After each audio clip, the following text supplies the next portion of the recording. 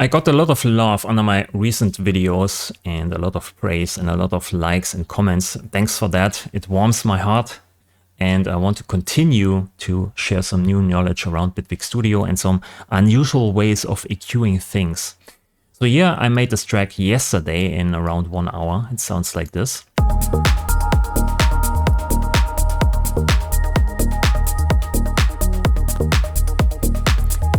And this is already well mixed, and it's probably not the best example for this video.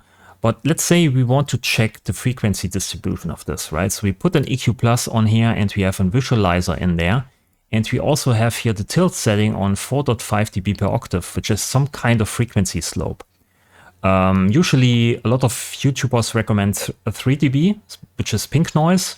0 dB is white noise. But I think 3 dB is way too cold and too clean. You probably want to use 4.5 dB per octave as a slope, right? And with this tilt setting, all the visuals in here are kind of tilted. So when you try and bring all the frequencies up to an equal height here in this visualizer, you roughly match this curve. And before someone jumps in and gets mad at me, this is only a rough guide. It's not like a challenge where you need to bring all the frequencies to this curve, to the slope, and glue it to the slope.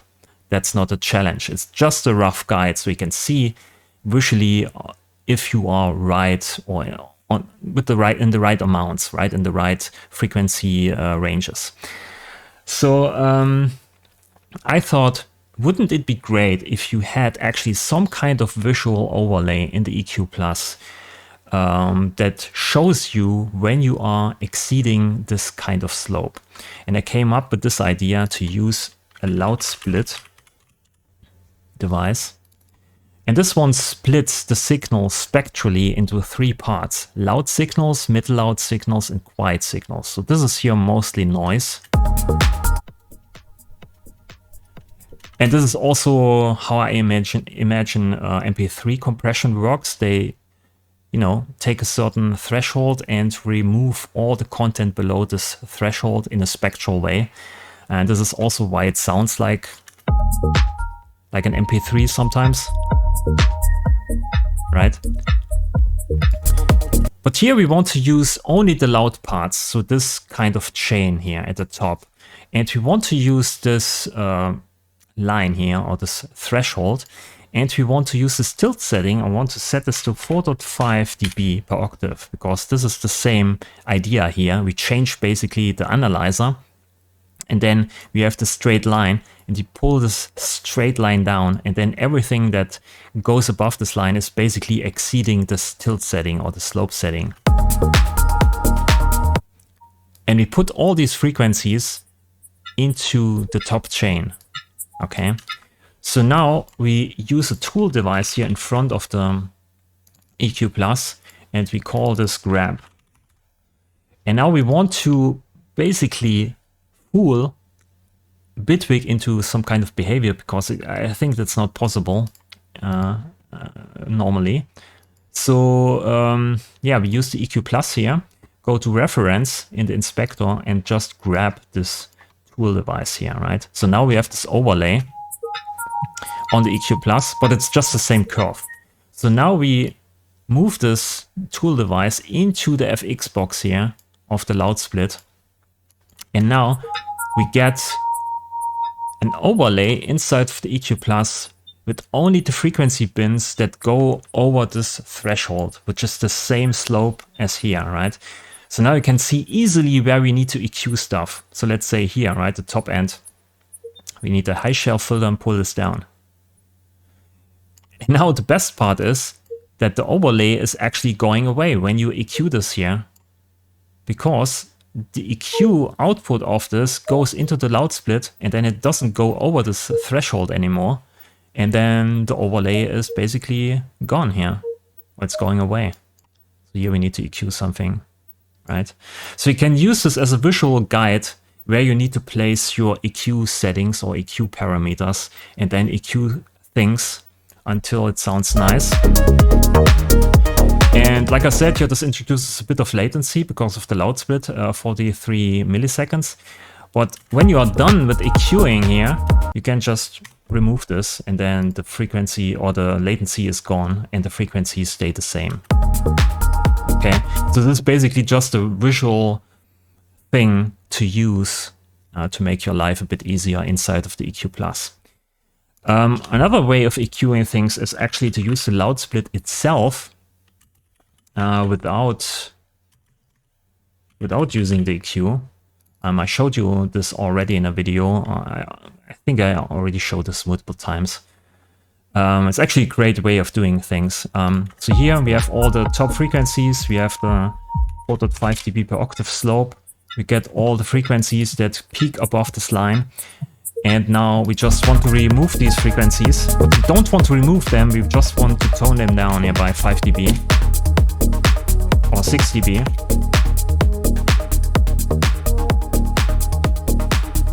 And it's basically just a cool force or in DSEQ or an soothe or whatever you want to call it. So you pull this down, you have a threshold, then you catch more and more frequencies, and all these frequencies get reduced here by exactly minus 6 dB. But there's a problem. You don't want to reduce all the frequencies that go over this line by the same amount. You don't want to reduce this frequency here by 6 dB and this frequency by 6 dB. You want to reduce maybe higher frequencies more than lower frequencies. So you can bring in the EQ plus here in the top part. Not the EQ Pro Q. I want to use the EQ plus. This one here. And then you bring in a high shelf. Pull this down. And now lower frequencies are not reduced and higher frequencies more, right? And then just pull this down.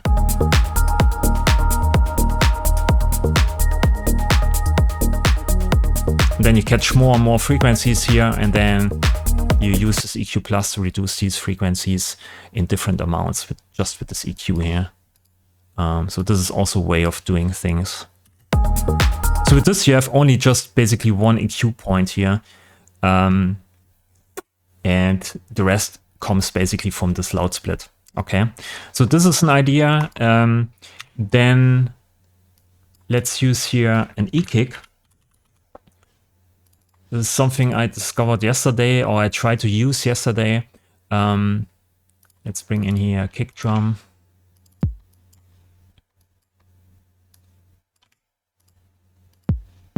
So let's say I have this kick drum and I put here a hard clip on that because I really like the sound of the clipper.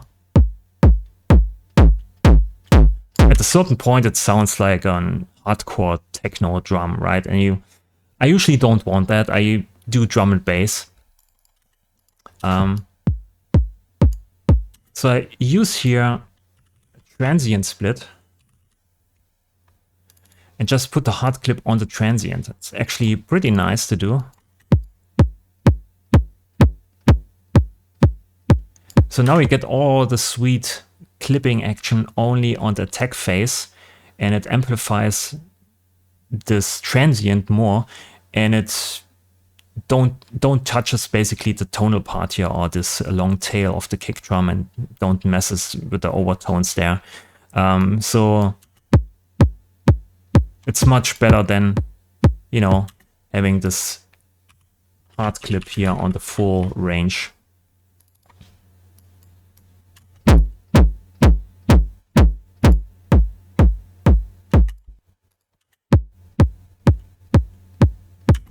But here the problem is this transient split introduces a lot of latency, 112 milliseconds. So it's maybe only interesting for you if you want to sample this kick drum then. But I think it's actually a great way of designing the kick drum and emphasizing the attack and messing with the attack phase, and then just leaving the tail untouched. Okay, so that's that.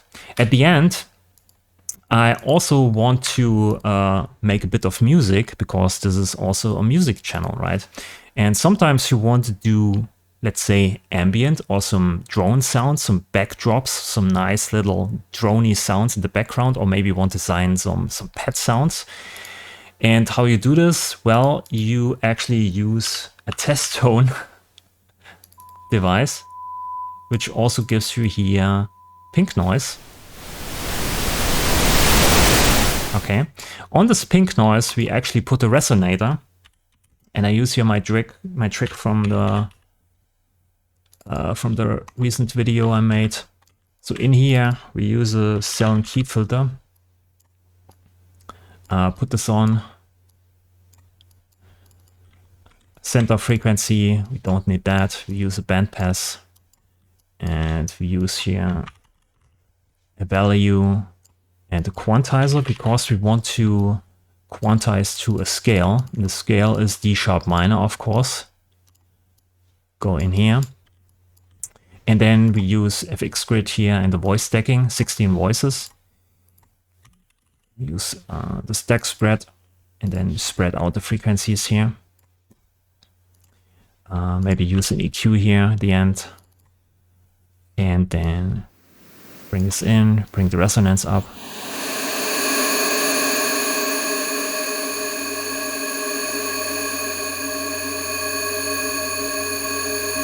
Maybe bring this down an octave.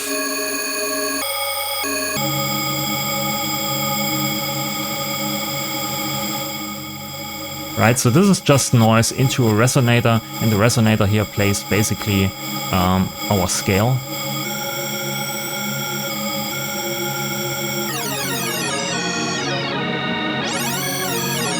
Let's focus on this range.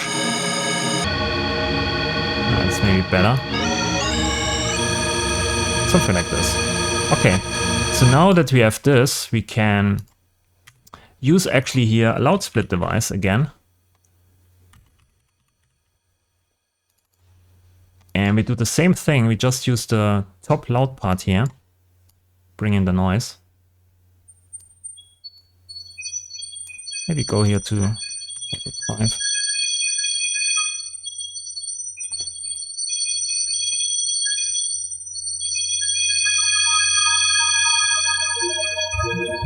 And with the tilt setting, you can change which kind of frequencies you are focusing on. More on the low end, more on the high end. Okay, then we go here into a peak limiter to bring up a bit the volume. You can play around here with the fall time. And all these bins, these sine waves, are actually in the scale. So we maybe use supermassive on that.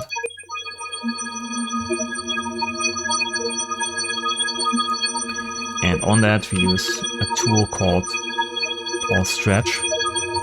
So you don't need to use Valhalla here. I like to use it, but you can also use a Bitwig internal reverb. You also don't need to use a DEALZ stretch. You can also sample then this to an audio file and then use the sampler and the stretch modes inside of the sampler. But here I just used the stretch plugin. So we can sample this here. While we are recording, we can play around.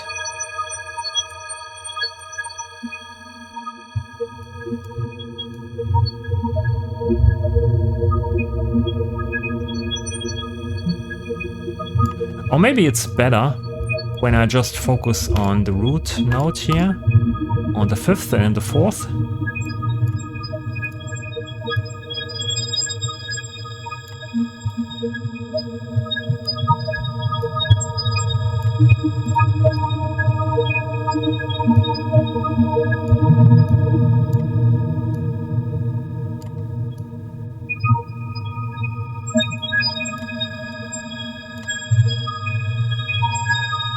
Okay, so with this recording then, we can put this on playback, stretch it a bit more, maybe pitch shift it down 1 octave.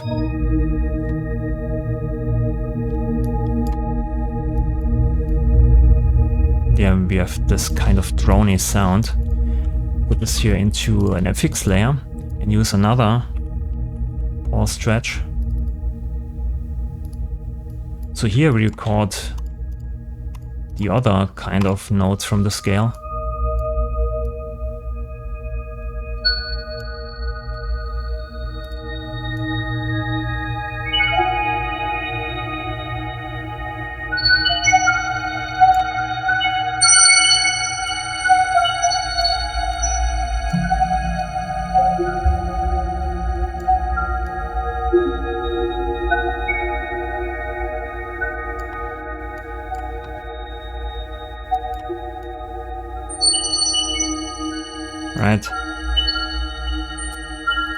Same thing here, bit of stretch.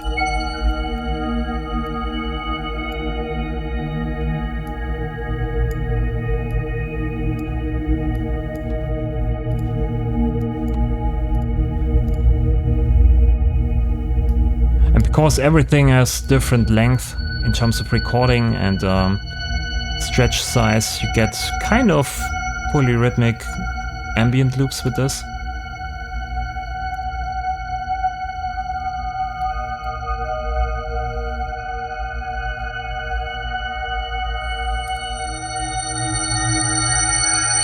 Let's switch this down now by 12.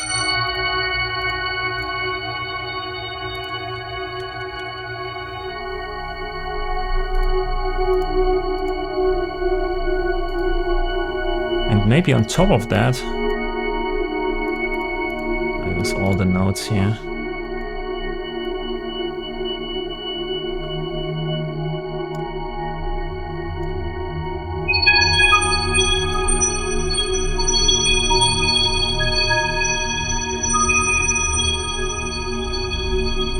And then you can sample this, put this in a sampler, or maybe use it as a backdrop or an ambient song, ambient track, or a pad sound for the sampler.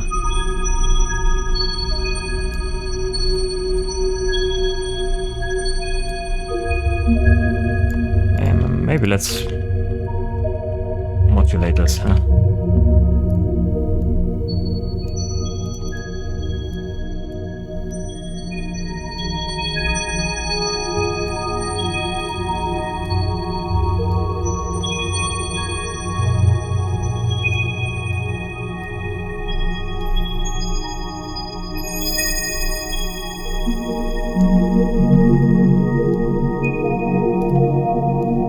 This is basically just an ambient tune with a test tone device here and a bit of